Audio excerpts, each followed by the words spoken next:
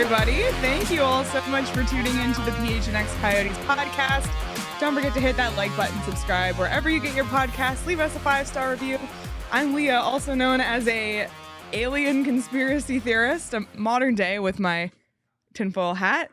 And this year, Craig is beer. I am beer. I walked into the office today. Should we just disclose Sure, this? let's take everyone behind Leah the curtain. texted me, "Are you dressing up for Halloween?" I was like, "No." And I said, that can't be. Okay, so Leah had this hat waiting for me. When Everybody I got here knows I am told beer. me I have to wear it, and it's flopping, which There's is kind of also a hole in disappointing. it. There's a hole in it. It's kind of floppy, but when it is standing up and looks like a beer, I kind of like it because I'm approaching 6 feet tall at that point. Yeah, and there it goes again. So Craig is beer. Danielle is our producer.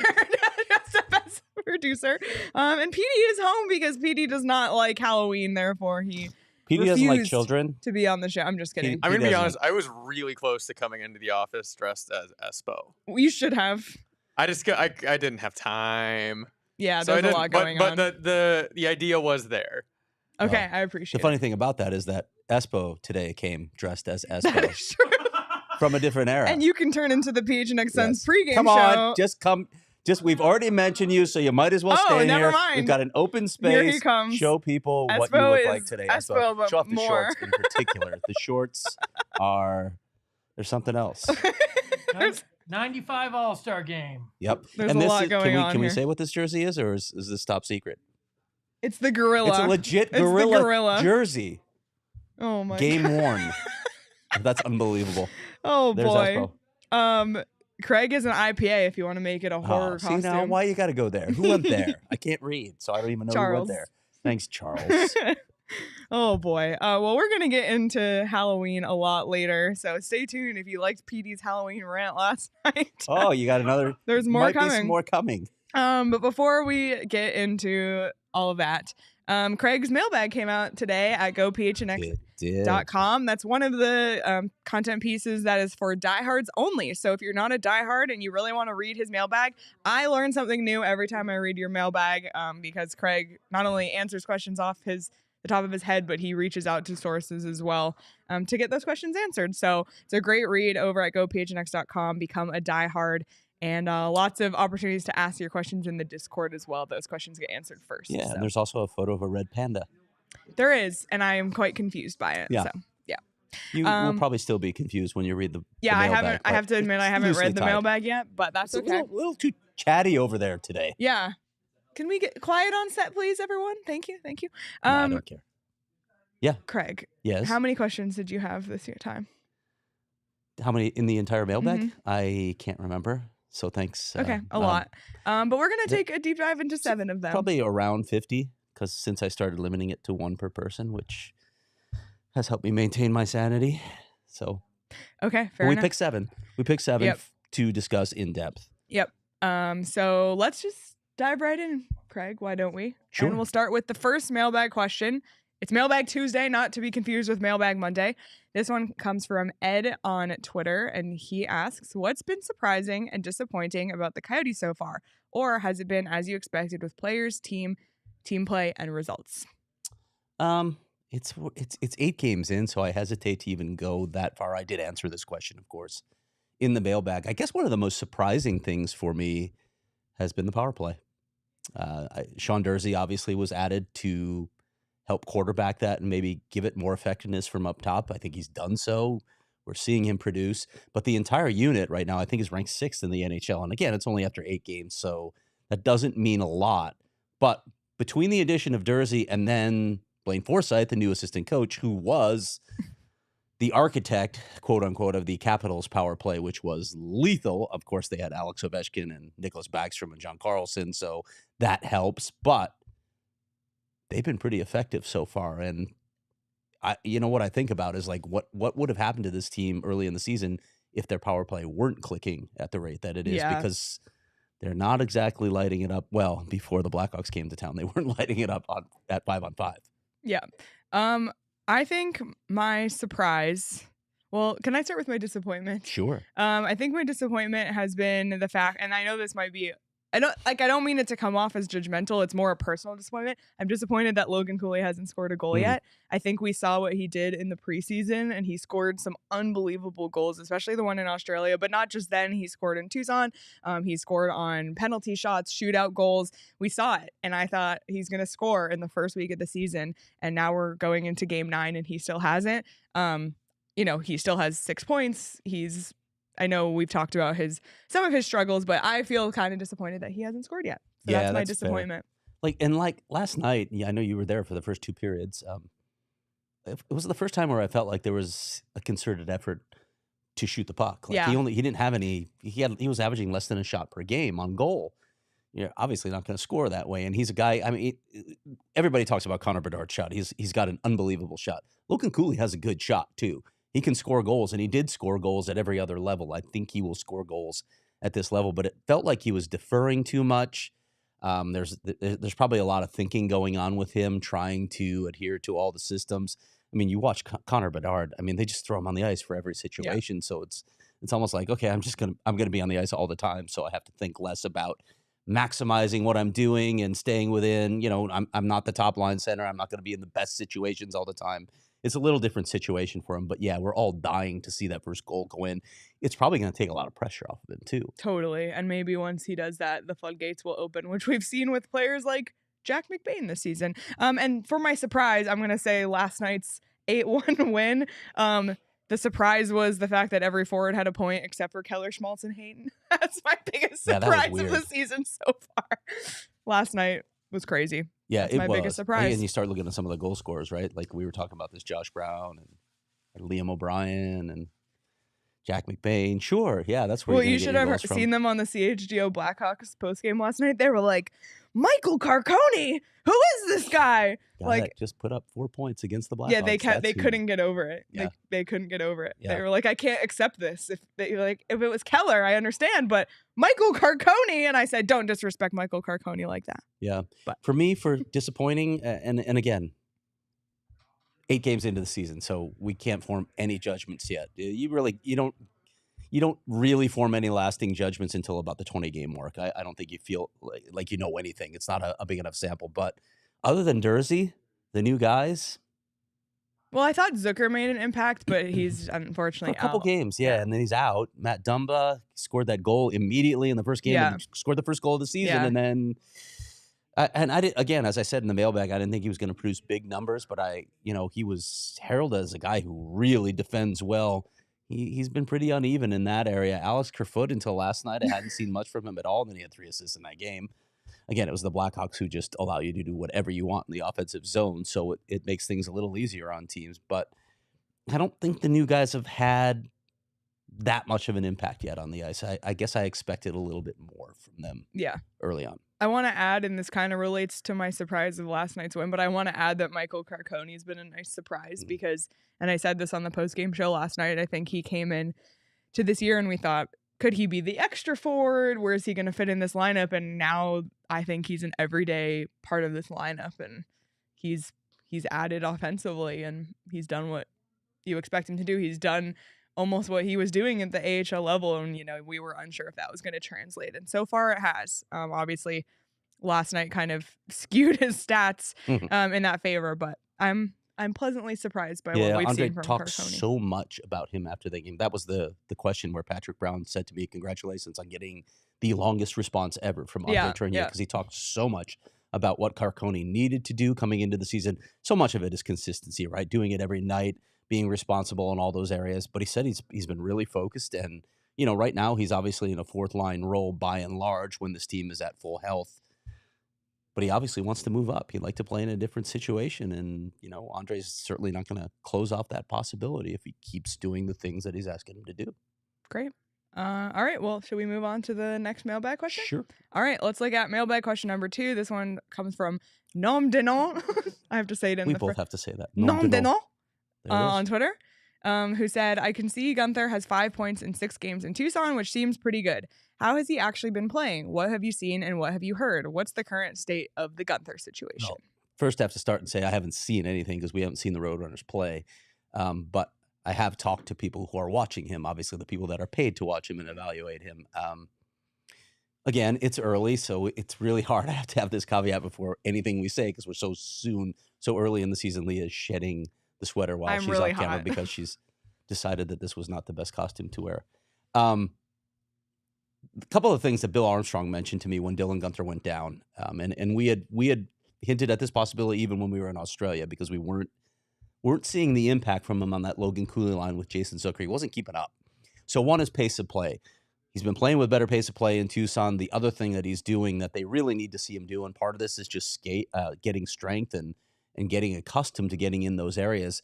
He's going into battles, whether it's along the boards or elsewhere. He's got to perfect that side of the game because that's the NHL game. So much of the game is played along the walls. Dylan Guenther needs to be able to win those battles and come away with the puck. So that's a big part of the focus right now. He's improving. He's engaging in some of those areas, but again, it's way too early to say, okay, he's put up these points. He's ready to come back up to the NHL. That's not going to happen. He's not going to be a quick call up. They have other guys to fill those roles in. I think they want to see a guy like him, a guy like Josh Doan, establish it over a long period of time in Tucson and gain not only the consistency, but the confidence they can do it at the pro level before they move up to the next and final level. Yeah. B said Guenther has been driving the net. Saw that from him the other day, which is something I feel like we didn't see a ton of in the preseason. And again, I'm in the same boat as you. I haven't had the chance to watch him much. Yeah. But just, as was mentioned in the question, 5 points in 6 games. He does lead the team in points, and he is tied for the team lead in goals. So that's what you want to see from Dylan Guenther. You want to see him as part of the scoring leaders among your group, because if he dominates at the AHL level and builds that confidence and builds upon those skills that they sent him down to develop, I think that's a huge positive. Yeah. So, and he's, like you said, he's got to produce. Andre talked early on, I know you get to know coach speak after a while. He's defending his guy, he's protecting his guy by saying, well, he's good in all the other areas away from the puck. Yeah. And that's great. That's important. Yeah. But Dylan Guenther wasn't drafted to be, a good defensive forward No. and a penalty killer. No, he's drafted to score goals. So he needs to produce. So this is a good sign. Yep, absolutely. Okay, well, let's go to our next mailbag question. This one comes from Aiden in the Discord, who asked, Craig, what's your best advice for a young and just starting up sports writer? Cheers. Run away. Stop. Find another profession. No. All right. If you really want to stay in this crazy, volatile industry, and I said a lot of this in the mailbag, so I'm actually gonna ask for both you guys to give your takes as well on, because there are other areas of this industry aside from writing. But for me, I liked learning from people who had been in the business for a long time. I read a lot. I read a lot of the writers whom I respect just to get a sense of their writing style, their voice, the way they approach constructing a story. And then you also learn from them, like the reporting side of it, which is, that's the bedrock of anything that you do as a writer. If you're not a good reporter and you don't ask good questions and good follow-ups and get good quotes, you're not going to write good stories. So those are a lot of the things that I would advise people to pay attention to if they want to get into this industry. There are a lot of sports writers out there, but if you can't differentiate yourself in the market, you're probably not going to have much of an audience. There are a lot of people writing similar copy out there, but you need to, I guess, find your strengths and find your voice as a writer. Great. I'm not going to have the writing perspective. But be ready, if you want to work in sports, be ready to work a lot of hours, and a lot of hours that are not the hours that your friends work. And you have to be ready to be left out of a lot of plans on Friday nights and Saturday nights and holidays and weekends. Amen. So you just have to love it that much.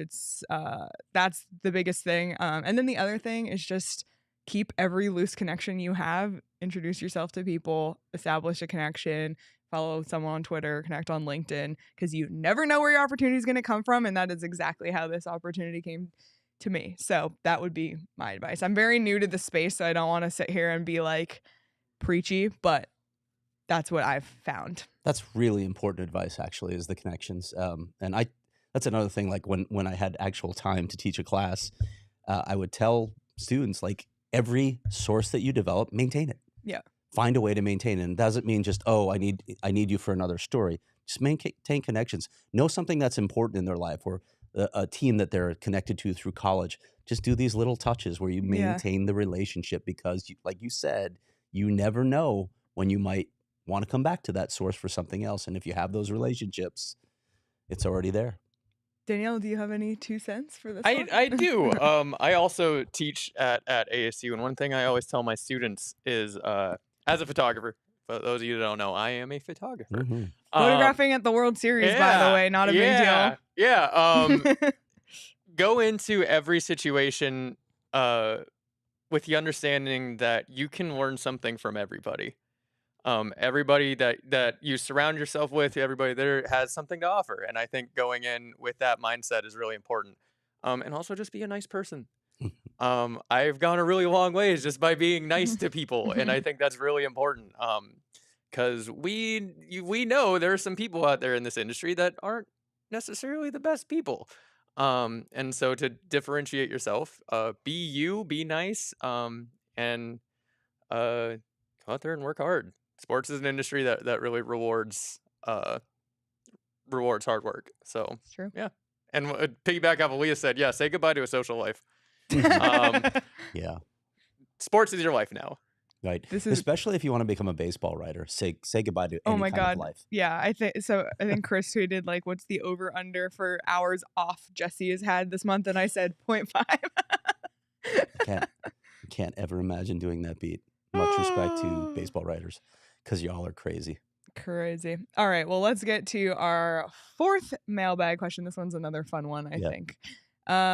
Roman in Discord asks, if you could time travel once, Roman, can we time travel back though? Let us know. Where would you go? Assume when you time travel, you can also go anywhere on the planet. Yeah, you can go back. We're going to leave this wide open. You can go back in time too. No. Like once I go back, I'm allowed to come back to present day. Because he said time travel once. I was like, do I have to stay there forever then? Yeah, we're interpreting it. It's assumed it's a round trip. Okay. It's a round trip. Okay. Yeah, there it is. I mean, yes. yeah, there you go. I have to think a little, so why don't you go first? Well, I answered this already I'm curious. in the mailbag, and what I said is, it's not that important to me where I go as long as it's civilized. Like if there's rule of law, I'm gonna go like 200 years into the future, and then I'm gonna capitalize on everything I learned and come back. Right? Wouldn't you want to do that? Like I'm gonna bring back all the scientific breakthroughs, all the medical breakthroughs, and all the scouting reports, and just hand them to the Coyote staff and say, "Yo, don't take that guy away.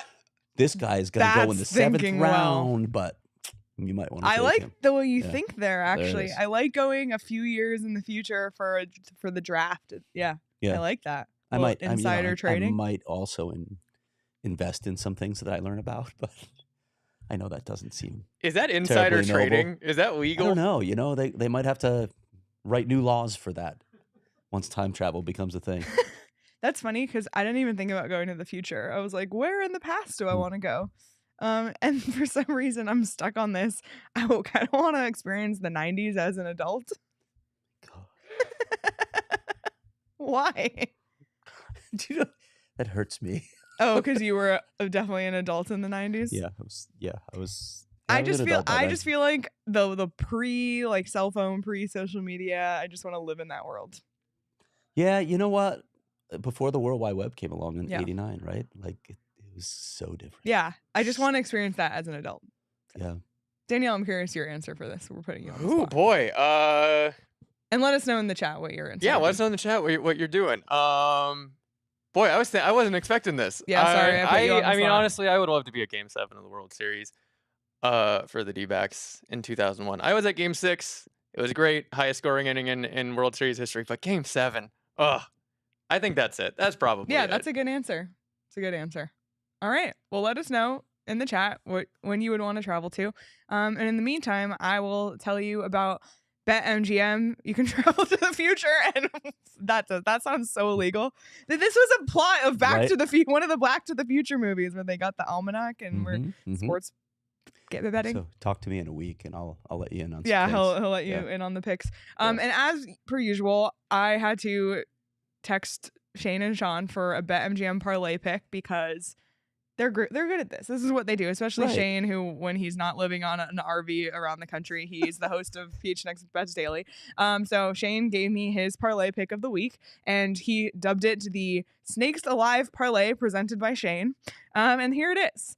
It's Gatel Marte to get a hit, Corbin Carroll to get a hit, the D-backs money line, and Corbin Carroll one or more stolen bases. That's plus 625 right now over at BetMGM. So the Snakes Alive Parlay presented by Shane. Thank you, Shane. If you want to bet that, you can do so right now over at BetMGM. And if you haven't signed up yet, use the bonus code PHNX. You can place your first BetMGM sportsbook wager through the BetMGM Sportsbook mobile application of at least $10, and you'll receive $200 instantly in additional winnings regardless of your wager's outcome. You can check out the show notes for full details, and now listen to Shane talk about the disclaimer. Gambling problem? Call 1-800-GAMBLER. Colorado, D.C., Illinois, Indiana, Kansas, Louisiana, Maryland, Mississippi, New Jersey, Nevada, Ohio, Pennsylvania, Tennessee, Virginia, West Virginia, Wyoming. Call 877-8-HOPE-NY or text HOPE-NY 467-369 New York. Call 1-800-327-5050 Massachusetts. 21 plus to wager. Please gamble responsibly. Call 1-800-NEXT-STEP Arizona. 1-800-BETS-OFF Iowa. 1-800-270-7117 for confidential help Michigan. 1-800-981-0023 Puerto Rico in partnership with Kansas Crossing Casino and Hotel. Visit BetMGM.com for terms and conditions. U.S. promotional offers not available in D.C., New York, or Ontario. You know, it's Halloween, and if you're sitting here thinking, shoot, I haven't gotten candy yet, why don't you be the cool house and not just pass out candy? You can pass out chips. You can pass out baked goods. Baked goods, sleeves of donuts? Yeah, sleeves of donuts. See, I would be Go to Circle over that K. house if I could get a sleeve Get of all donuts. the Circle K snacks and be the coolest house on your block. Just saying. Check out Circle K for all of the goods they have to offer in the store, but also stop by and get some gas, fill up on your tank, because when you join the free membership program, the Inner Circle, you'll save 25 cents per gallon on your first 5 fill-ups, which is quite a deal. And then you can get every 6 free on a selection of Circle K products, pizza, coffee, and ice cold fountain drinks. You can join the Inner Circle for free by downloading the Circle K app today. Terms and conditions apply at participating locations. Visit circlek.com for details. Okay, let's continue along with the mailbag, and we will go on to our next question. And this one comes from Sky in Discord, who asks, even if the Coyotes are not in the playoff race, is it more beneficial to keep guys like Dumba and Zucker, or is it more beneficial to trade them for assets? I'd really like them to see them stay past this year. Yeah. This is a nuanced answer, right? It depends on what they're giving them character-wise on the ice, all that. We don't know yet because it's way too early. With Matt Dumba in particular, I could see him staying beyond this year if they want him back, because he has a place here, he trains here, he's comfortable here, he has friends here. I think Jason Zucker is less likely to come back next season. I think he's trying to use this as a springboard to something else, and that's fine. They were willing to pay him, and they're hoping that, it's mutually beneficial. I'm torn on this one. Like, if both of these guys ends up being a real glue guy in the room, and they really do help the culture, and you're not quite ready yet next year to, take that next step into being a playoff team, I guess there's some value in bringing them back. But if these guys produce like they hope they produce, if they become critical pieces where other teams are thinking, yeah, that would be a nice piece to add at the trade deadline, you got to really think about that if you're not in the playoff chase. Now, if the Coyotes are in the playoff chase, is obviously, we're not even talking about this. They're going to keep both of these guys, even if they're close, right? If they're in the hunt, they're probably not trading these guys at the deadline. But if they fall off the pace and you think I can get something of value for these guys, I don't really see the reason not to. Bill Armstrong has shown his ability to bring in guys like this year after year, guys who add character to the room. This run of dressing rooms has been some of just the best collection of guys that I've covered with the Coyotes. So I don't think if you let these guys go, you're not going to be able to replicate that. He's shown that he can. So wouldn't you want to get even more draft assets? I don't care if he pushes it out even farther. We already know that they have the next 3 drafts. It's just ridiculous how many picks they have in the first 2 rounds. And with Craig traveling to the future to find out what happens, I can tell them who they should take. Yeah. Exactly.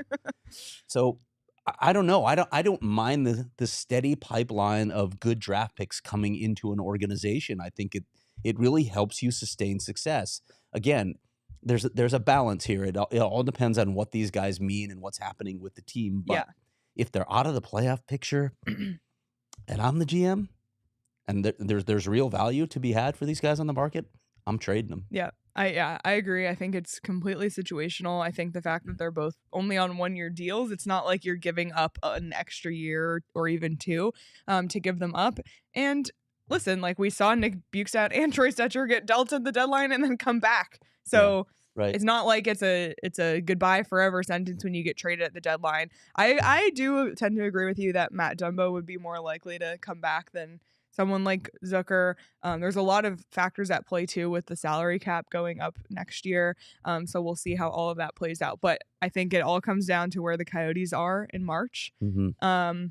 And yeah, I agree. It just completely depends on what spot. But if they're completely out of it and you're getting a good offer, like pretty much everything you said, you got to go for it. Dumba's salary is lower too, right? So Yeah. when you're looking at a prorated salary at the trade deadline, it's going to be nominal. Everybody wants defensive depth when they're going into the postseason, and a guy like Dumba who can defend and hit like he's going to be an attractive commodity, Yeah. assuming he doesn't fall off the face of the planet. With his play this season, I know there's been some spotty, but remember Matt Dumba's adjusting to a new city, a new team, new personnel, new systems. There's a lot going on here, and he's being put in a shutdown role. So there's a lot happening. It's way too early to judge him. I do think a guy like him will have a lot of value.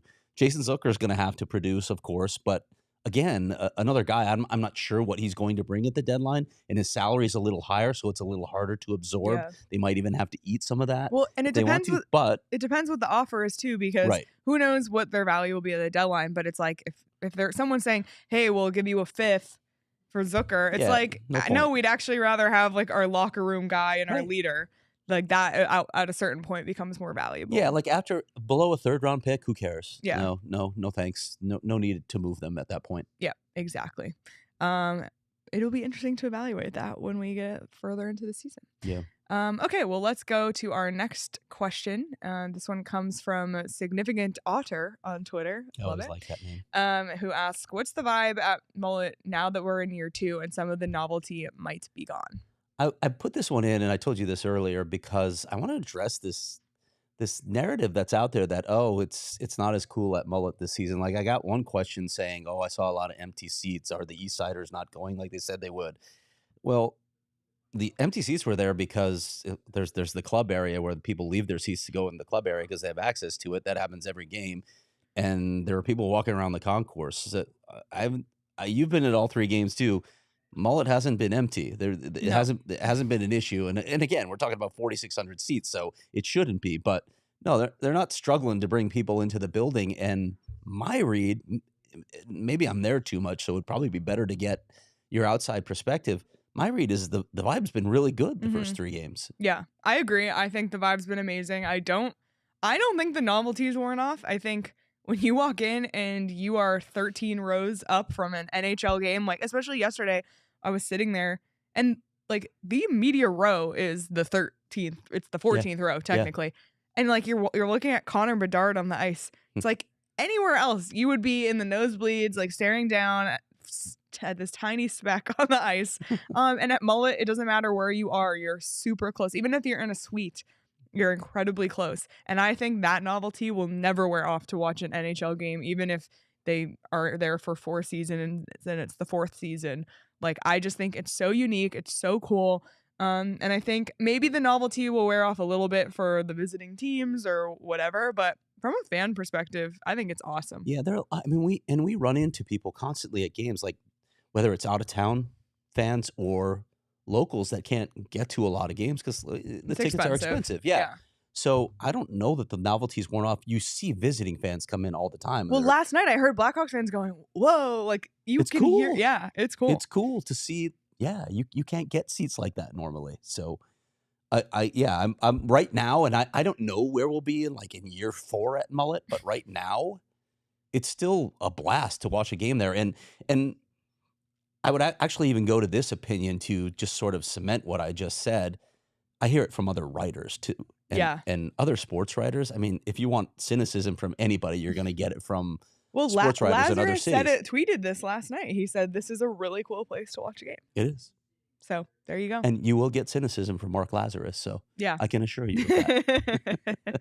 Oh my goodness. If you haven't been to Mullett and you're able to try and go, And you could even go to an ASU hockey game, by the way. Those are amazing atmospheres as well. Denver University, by the way, is coming in after one more series, and Denver could be number one in the country. So that's a series to circle. Good way to get into Mullett as well. Coyotes prospect Mikko Pentika is playing for the Denver University Pioneers. So we're seeing. Anyway. But yeah, I think it's cool, but we can reevaluate in next season maybe.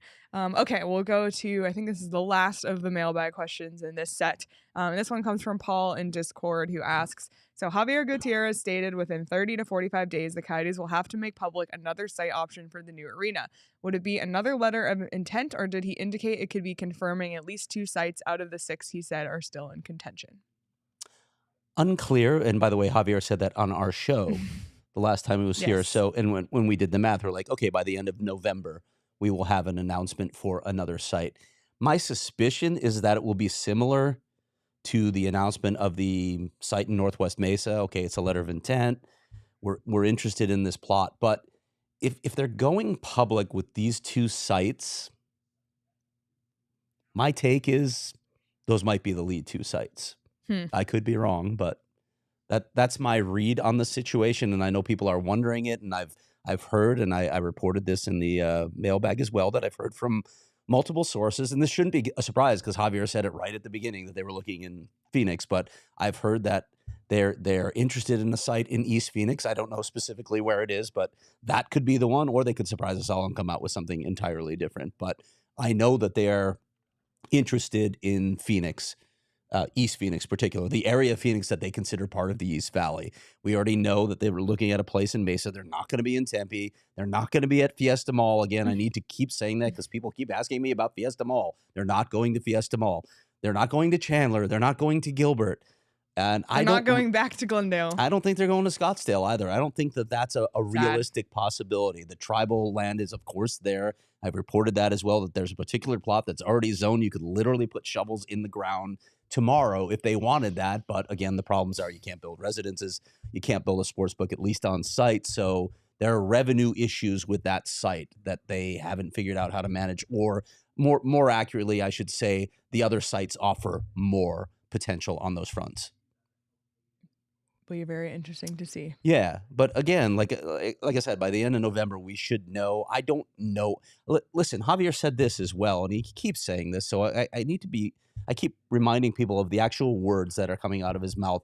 He said first quarter when we talked to him. Remember, first quarter of next year. We've heard the All-Star break. That's clearly toward the tail end of the first quarter of next year.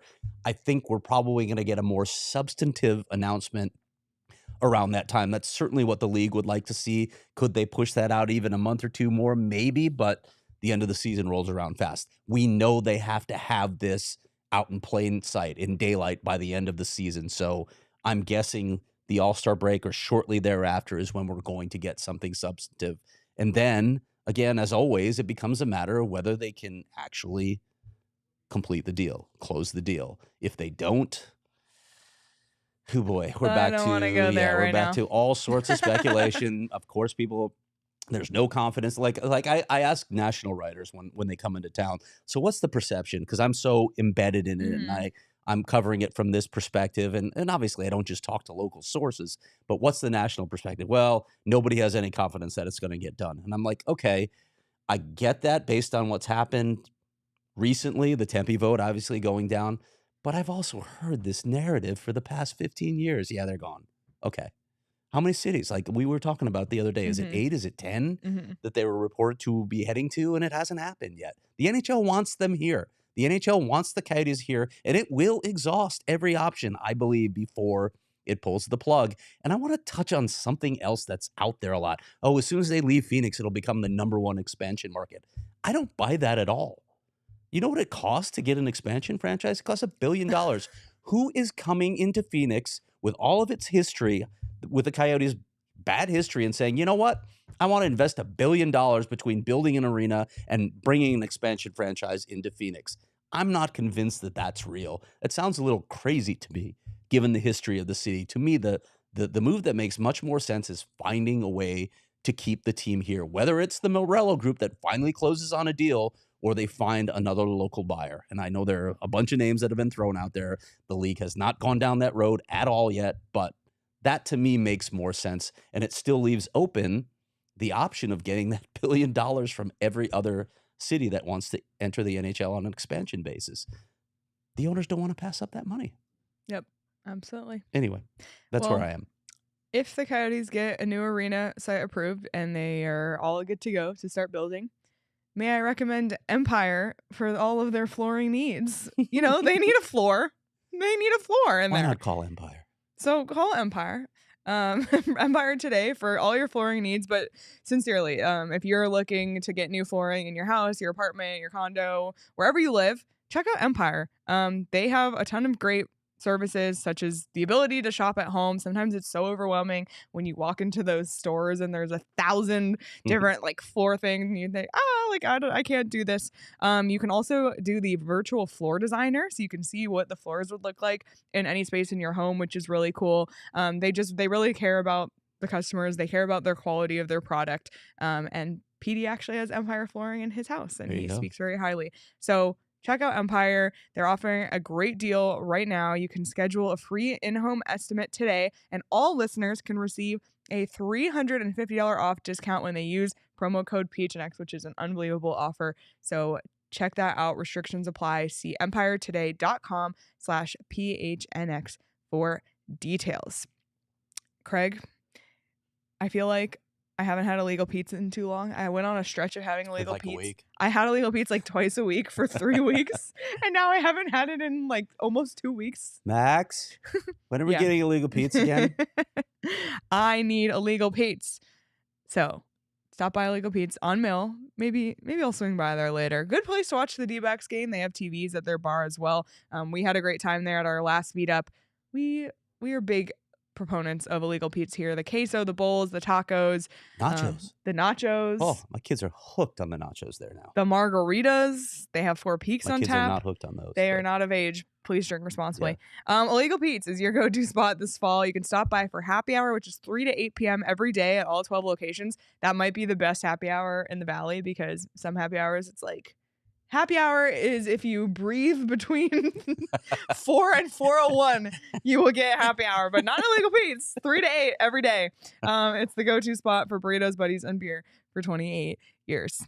All right. It's time. I left my hat on, by the way. I know. You like shed your entire costume. I was so hot. On me all morning about wearing a costume, and you shed your costume I'll put the hat immediately. back on. Okay. I'll put the hat back on for this segment. Okay.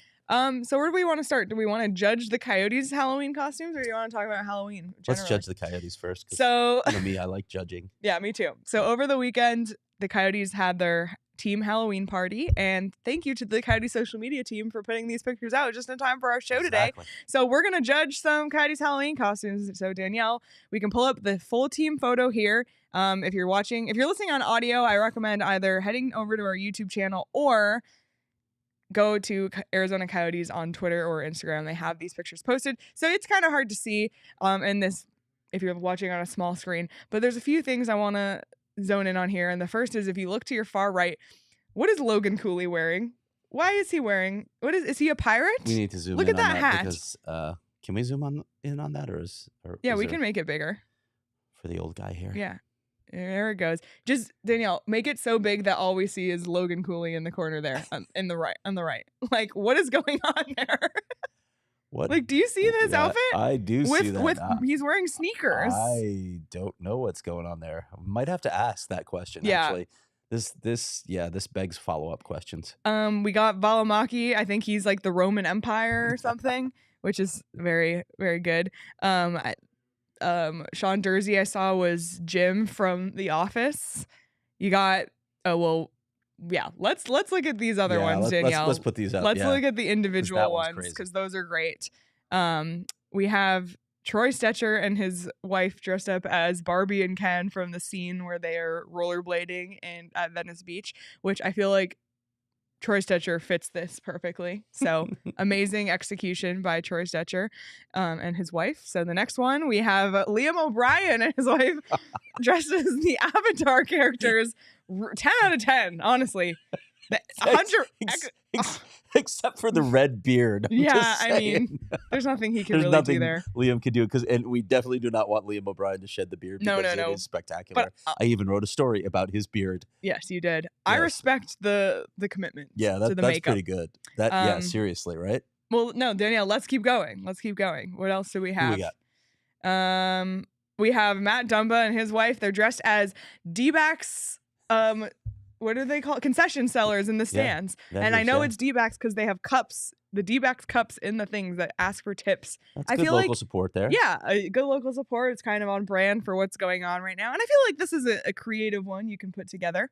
Is there one more, I think? Okay, yeah. So we have Josh Brown and his wife dressed as Gryffindor students, Harry Potter, perhaps. I guess Josh Brown kind of has the adult Harry Potter look going on. And then you have Michael Carcone and his wife. I don't really know what the costume is unless I'm missing I would something. assume Taylor Swift and Travis Kelce. Really? Okay. Is Is she holding a microphone? Is that what that is? It looks like it. I can't see from over here. Okay. Maybe. All right. That's current. I like it. That's current. So I thought it was a good overall execution from the Coyotes. I always love seeing what people come up with, not just on the Coyotes, but around the league. The NHL Instagram usually accumulates some of the best. Where do you guys sit on, adults wearing costumes? I love it. Have fun. 100% Have for fun. Okay. I love it. Yeah. Have fun. I think like we sometimes get too serious as we're older, and I've seen some of the most creative costumes this year on TikTok. This is like my favorite time of year on TikTok. Somebody dressed up as a bed bug, but from Paris. So they were like a bed bug, and then they were French, like the Paris bed bugs. Ah, okay. Yeah, I thought that was hilarious. I've seen a lot of Deion Sanders ones executed very well. Yeah, the Randy Johnson and the dead bird was one of the best Halloween costumes I've seen. So just, yeah, I'm all for adults dressing up. Are we shifting gears now? Yeah, we can shift gears. Let's shift gears. You lead the way, Craig. Well, I want to, obviously it's a night for trick-or-treating. And I have very strong takes on candy, as does Petey. Yes. As does Brandon Spano, our CEO, Oh my God, even though they're very incorrect concerning. takes about nuts in candy bars, and literally no kids like nuts. In fact, many of them have allergies. So not only, Brandon, do you not like kids, but you're apparently trying to kill some of them when they come to your house. So Brandon tweeted, "Almond Joys are wonderful, and Mr. Goodbar is the best candy you can possibly receive today." That was his take. No. The CEO of our company. It's just wrong. It's just incorrect. Sorry. And Petey, who is not on the show but had to make this take be known, messaged us. Why do assorted bags of Halloween candy always have one bar with nuts? Kids don't like nuts. Almond Joy? Come on. And not only that, a lot of kids are allergic. Exactly. You're going to As put I've said someone before, at risk? by the way, there is no joy in Almond Joy. Kids do not like these. I know what kids like. I do. I've studied this over many, many years of trick-or-treating. And Almond Joys are not it. No. Almond Joys are definitely not The it. only exception for nuts I'll make is Reese's Cups. Okay. Because I Does it think has they're nut- elite. Does it have like nut oil in it? Or It's what do you- peanut butter. Well, okay. Okay. But like they don't have nuts. They don't have actual So nuts in that them. like Yeah, Reese's peanut butter cups but I are can't amazing. argue Reese's Cups on the basis I just said kids are allergic to nuts. Right. Like some kids are, Yep. but Reese's Cups are amazing. But maybe do separate bowls. Some kids are like That's super it right there. allergic where like if it's in the same room they'll Right. have a Or just don't anaphylactic have thing. nuts because kids hate them anyway. Sorry. That's kids true. hate nuts. I do like Snickers, but I'm an adult. Yeah. So- You're an adult. My dad likes Snickers too, but Yeah. we're not handing them out. 'Cause Yeah. My dad's not trick-or-treating at my house. So know who's what- Go ahead. Oh, well what candy do you have at your house? We will have. Do you do full bars? We do a combination actually. Like it depends. Like we'll have backups because we just buy our candy sort of hodgepodge.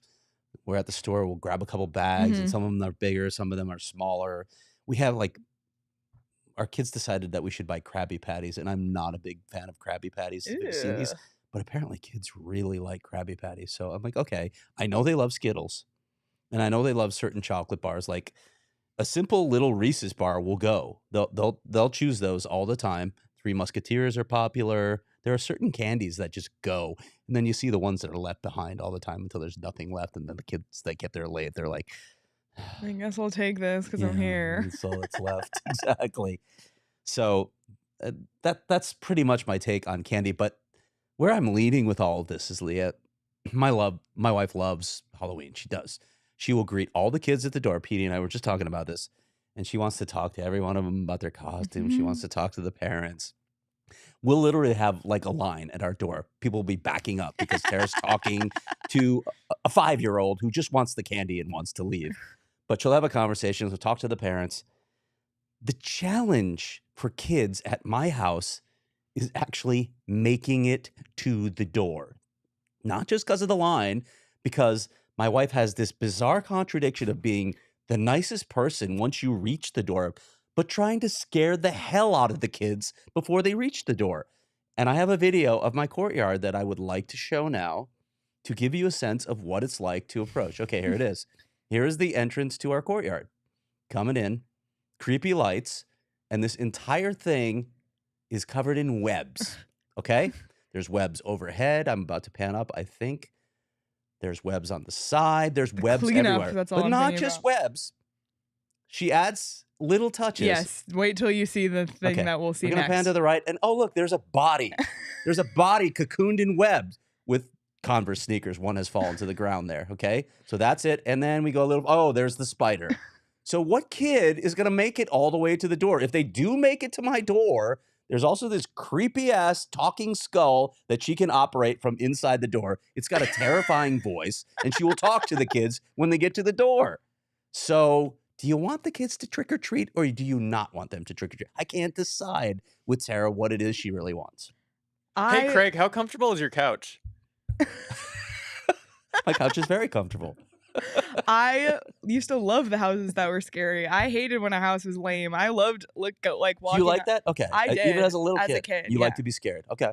Not like scared per se, but I just liked having a little thing to. Like at what age were you okay with that? Because I feel like when I got to like 7 or 8, yeah, I would wanted to be say, scared. yeah, but I like would say- 3-year-olds, like No, I'm I not would sure. say like 7 or 8. Yeah, I'm not sure a 3-year-old's making it to my door. That's what I'm saying. They might not make it because they might think they're going to end up like that body that's The cocooned in body the web. is a special touch. Yes, it really is, right? Like the spider, you're like, all right, it's clearly fake, but the body. Is like, are we The spider sure moves. it does? Spider Oh moves. no, So never mind. just I letting you take it know. all back. Say, in case you make it way out to my house, the spider moves. It's not real though. I take it all back. Okay. Oh my god. There's some very interesting candy takes in the chat. Ash said this is almond joy slander. Loyal Sif said 100 grand is an underrated S tier. Agree complete with that. 100 grand is a great candy bar. Ogie said Reese's are awful. Oh, Ogie. Get your trash Ogie, you know takes what? out of here. You know, most of the time I respect your takes, but that one's just incorrect.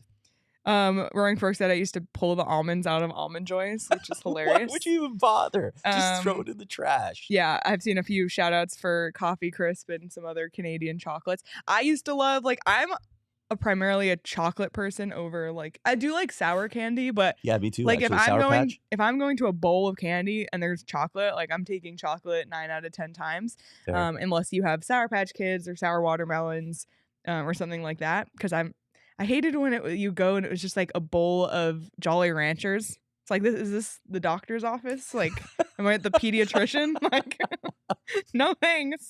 Oh my god, I miss trick or Here's a mini treating. toothbrush for you. I miss trick or treating. You know, well, PD probably has stories like this. You guys are gonna laugh at this, but like Oh god. when I went trick or treating, there were those houses where you'd get something weird like that, where someone was like, "Oh my god, you're gonna rot your teeth out, so I'm gonna give you a toothbrush." I got a toothbrush. Trick or treating. Someone gave me a Boo. mini toothbrush. I'm like, thanks a lot, kid hater. And there were people that would hand out like change, like, and this is way back when, but like you'd get a nickel. Thanks, dude. nickel. Thanks for the nickel. There was a house on my block that would hand out quarters. I completely forgot about that until you said Oh that. my Right? gosh. Oh I- my gosh. I don't know what a quarter could buy in your time as a child, but even a nickel back in my You childhood. can buy one of those like bouncy balls at the Old Navy Yeah. machine. Right, or like a gumball. Yeah, you get a gumball. Thanks. Or chiclets. I've had ones where like the neighbors are all they're kind of having a block party. So instead of being at their houses, they're like in their cul-de-sac, and I've been given like baked goods, like a cupcake. Can you take those? Like, I feel like there's like I don't know. there are My parents that parent- won't if allow that. My parents should have probably said no, but Right. I think I took it. I'd take the cupcake. I mean, I'd be all over baked goods if people were handing those out. That'd Me be too. unbelievable. How about the people like who don't actively participate in trick or treating, like Steve Peters, for instance, who basically has like a barbed wire fence in front of his house, and there's a bowl, and you can see him sitting there. You know But he's there. But the 'cause irony is he sits outside, though. he sits outside probably to make sure that nobody's taking more than their allotment of candy. He probably has some way of Get dealing off with my that if lawn. they do. But not really participating, not really engaging. How do you feel about those houses where it's like a table? You don't even make your way to the house. I don't mind it because it's better than the houses that are just completely off. Dark, like Yeah. the lights out, like Saul's. Like Saul. Yeah. Don't bother Saul. Oh my God. We had this yeah. whole conversation before the show started. Like nothing was worse than when you turn down a street and like half the houses were dark. Yeah, like come on. Yeah. Come on, participate. It's Yeah. just one night out of the So year. I'd You're gonna have rather you kids. just leave a bowl and not like But just say you take. can't trust that though, can you? So, I mean, who's- who who's just- cares? somebody's gonna empty the entire So, bowl, who and cares? that's it. So okay, go ahead. I feel like Saul is weighing in here with something here. Here we go. Oh wait, no, just give him the headset. Wait, give him the headset. Give him the headset. Yeah, yeah. Saul is getting on the mic here. Sorry, give me a second. Okay, first of all, if I don't want to celebrate Halloween, I don't have to, number one. And if my lights are off, don't come to the damn door. You know what that means. And if your parents didn't teach you that, then shame on them too. And I will burn everybody for it. When they come to my door, I will open the door. I'm like, do you see this sign? It says no soliciting. That means candy too. Get the fuck out of here. You know, That's just my 2 cents. fair enough because I'm not even going to be home tonight at all. So like my lights will be off. Oh man, But I doubt anyone's trick or treating in my neighborhood because the average age in my neighborhood is like 68. Oh my gosh. Well, and then the bowl of candy, I normally would have done that, but I've seen way too many teenagers come through and just take the whole bowl. The and it just teens, ruins it for you know everybody. what? The It's always the teens are teenagers. The teens problematic. are the, and that's the other Here thing. he goes. Okay, here we Saul's go. And that's cooking. the other thing, okay? I've seen far too many, and this is the reason why I'm kind of like, I'm half in, half out on Halloween, is I've seen far too many teenagers show up, not even in a costume. Yeah, or just completely half. Yeah, they're like, I'm just the average teenager. I'm like, oh, I'm just the average homeowner. Get the fuck out of here. I'm not giving you any candy. Like, I'm sorry, dude. If you're not going to put in the work to put a costume on, I'm not going to try and reward that half-ass. I agree with that. I agree with that completely. And I do. We get all sorts of teens who just show up in either the scantest costume. Like I don't mean like they're not wearing a lot of clothes. Like you put no effort into this at all. You just want my candy. Yeah, so that's it. Get out of here. Yeah, and somebody Save it for the little kids. Somebody in the chat said, but I'm not trying to sell you anything. I'm like, you're selling me on losing my time inside my house with my lights off, okay? And this is not appropriate. Okay. Thank you, I Saul. want video of the Saul Bookman experience on Halloween. We just need to set up a camera and just cut all those separate The Ring confrontations. doorbell footage. Yes. Oh, that was great. my Oh God. boy. Do you have any other hot takes on Halloween you want to dive into? Or No, I'm just kind of depressed because my kids are, not interested in being with us anymore on Halloween. I know my mom They're kept gonna be off on saying. their own. My mom like 4 times this weekend was like, "Do you want to come over? I'm making soup. We're gonna sit in the driveway." Wow, way to sell it, Mom. We used to make. My mom I used know to your make. mom now, so I can My say mom that used live. to make white chili on Halloween every White single chili's year. good though. And That's then my good. dad and I would carve pumpkins, and then my mom would bake the pumpkin seeds. And then my dad would take me and my friends trick or treating, and my mom would stay back with the other moms. I had good Halloween memories. Living in Canada, I used to pray for the whole week. Please no snow or rain on Halloween. Please, Yeah. please, please, please. We don't really have that problem here. So. Yeah, I've never had that Yeah. experience in my time in Arizona. Oh, Pray. I in would Chicago, pray. Chicago was like, it's gonna rain. Like I would say, It always rains on wearing a Halloween. winter jacket ruins the costume. I don't want to wear it. Yeah, And I had to. we're some getting days. soaked. Yep. To Kenny's point, I do want to bring up my own personal favorite Halloween memory. 2001, we had the little antenna TV out in front of my whole neighborhood watching Game 4 of the World Series. So yeah, go D-backs. PD will have the game projected on his garage, as will Jacob Franklin. For But he his... probably won't allow people to stay. Going to and be a watch it lot with of him. kids and people watching that. Yeah, that's for the thing. somebody You're who gonna put the doesn't World really Series want- on. People are gonna stop in your doesn't want driveway. Yeah, but people it's probably there. pay per view. He'll be He's gonna- charging them. He's gonna Yeah. turn the iPad for the tip, like that thing. Yeah. Paul said, Leah, could you explain to those that aren't familiar with candy in Canada? But you mentioned what Smarties are here as they are up there. Smarties here are Rockets in Canada. They're called Rockets in Canada, exact same. But they're Smarties here, Rockets there. Smarties in Canada are less M&M equivalent, but they Mhm. are not as good as M&Ms. That's my take. I don't really that like is true, Smarties that actually. much. Yeah, so Canada has elite candy. It really does. The best house for me, though, would be a house passing out Burrito Express burritos. Oh, I would take a burrito. I would take a without burrito and a salsa. Yeah, like our needs have changed, though, right? Yeah. We're adults now. Yeah. Well, maybe So like instead of that, do you have any burritos? well, you know what I like. Do you have a menu? When I eventually like live in a neighborhood that has solid trick or treating, I'll have like the candy for the kids, but then we'll have like a sophisticated, like the parents should get stuff too, and I'm gonna cook. I like this idea. Yeah. I was thinking literally, can you imagine when people came to the door, you handed them a menu? Oh my God. Choose two. The Morgan house would do that for See, sure. Well, in fact, I better shut up now because you know my wife. Yeah, I know. Yeah. So, but you can make it easier on yourself. Get a bunch of burritos from Burrito Express. Burrito Express fed us yesterday for lunch. Oh my God, it's the best It's gonna day feed of the us month. again today because I saw that box. Yeah, there in was there. a lot of leftovers. I had the steak and salsa. It's one of my favorites. They don't just have breakfast burritos; they have lunch burritos as well. Because this is my hot take. I'm not a huge like egg and burrito person. I prefer a lunch burrito. But whatever you want, they have at Burrito Express. It's so freaking good. And you know what? It's so affordable. It's not like these places you go to where it's like, that'll be $17. It's like, I don't know. It's just great. Check it out. They have locations all over the valley. And let us know what your favorite burrito from Burrito Express is. I personally love the steak and salsa. So grab a burrito and follow Burrito Express on Twitter at Burrito EXP. They have a Tempe location, a Gilbert location, a Scottsdale location. So check them out. And last but not least, if you are not yet a diehard, as we mentioned at the top of the show, join the family today so you can read Craig's mailbag. And, those were only 7 of the 50 plus questions. Right. So Craig dives deep into a lot of different topics. That's for diehards only. So just one of the many reasons to become a diehard. Prospect reports too. Prospect reports. Yes, for those are diehards only. Also, Mhm. you can join our Discord. Sometimes we'll have an interview where we'll let people in the Discord ask questions and only people in the Discord ask questions. There's just a lot of perks to becoming a diehard. So we invite you to do that because you also get a free shirt or hat when you sign up. You can save 20% off on merchandise and events. I'm wearing my wagon shirt because I still believe that the D-backs are indeed a wagon. They're winning tonight, by the way. You think? They are winning All right. tonight. Yes. There you have it. So check it out and check out all of our events. We have PHNX Cardinals home and away watch parties. This weekend we'll be at the BetMGM Sportsbook for the away game, and then the following weekend we'll be at Gila River Resorts and Casinos, a wild horse pass for all the home games. So always something going on. You can check out our show notes for details.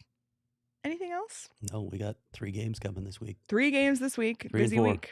Busy 3 week. and 3.5, as Andre said. We got the Coyotes on the road in Anaheim tomorrow. We have the Coyotes home against the Canadians on Thursday. And Slavkovsky. Yes, Logan. Yes, I'll have Cooley. another related story, Logan Cooley related story coming on Thursday. I think it is. Thursday is the Canadians game. Yep. I'm just gonna put it out there because I know they love doing this to each other. I'm just gonna pit Chris Peters and Corey Promen against each other and see what they have to say in this story. So I'm talking to both of them as well as Craig Button tomorrow. Oh, Brandon. Craig Button will be in the Valley for the Awesome. Canadians game. All friends of the program. All friends. And Saturday, the Winnipeg Jets are in town. So lots of post games on the docket this week. Be sure to subscribe to the PHNX Sports YouTube channel and hit the notification bell so you never miss when we go live, because it's not just live shows. We have a bunch of extra content as well, such as Walking and Talking with Michael Carconi. We talked about the Walking and Talking bump. It's absolutely unbelievable. So make sure you're not missing out on all of that. And if you're listening on audio and you haven't subscribed or followed or left a 5-star review or left a comment, go ahead and do that now. If you have a free 30 seconds to do so, it really helps us out a lot. But you can follow PD for all his grumpy old man Halloween takes at S Peters Hockey. You can follow Craig at Craig S Morgan. You can follow me at my Leah grumpy Merrill. old man takes. Yeah, you can follow me for I don't know what takes, my modern Positive, mid pleasant. 20s takes. Someone who's actually nice on the show. Yeah. At Leah Merrill. You can follow Danielle because Danielle is literally Another person who's actually nice on the show. leaving after this to go photograph the freaking World Series Oh, at gosh. I thought you were Abracadabra. leaving us already. I thought I we chased know, off it's another Already, person. chase me off. It's the curse of this show. Seriously. The curse of producing the show. And you can follow the show at PHNX_Coyotes. And because Craig didn't appreciate it earlier, look at my Halloween socks. There's little ghosts on them. Thank you all. Enjoy the rest of your day. Happy Halloween. And we'll see you all tomorrow. We all silly like the mayor.